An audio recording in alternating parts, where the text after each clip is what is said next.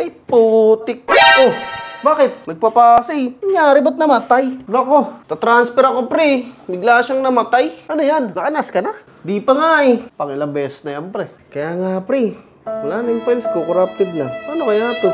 Ano ba yung NAS na yan? Sige, teka, pakita ko sa'yo.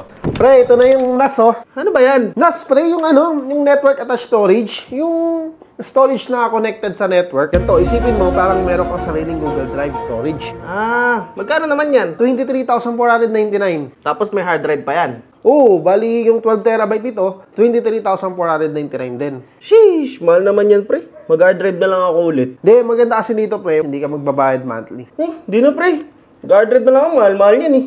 Ikaw, bahala ka. Tingnan mo yung files na tinatransfer mo, wala na. Yari ka ngayon.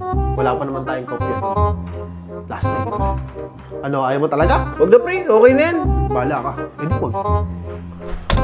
Ayos na tindahan yan, nasa-sales stock ako ah. Try nga natin. Pag di ka maayos, marketplace ka sa akin.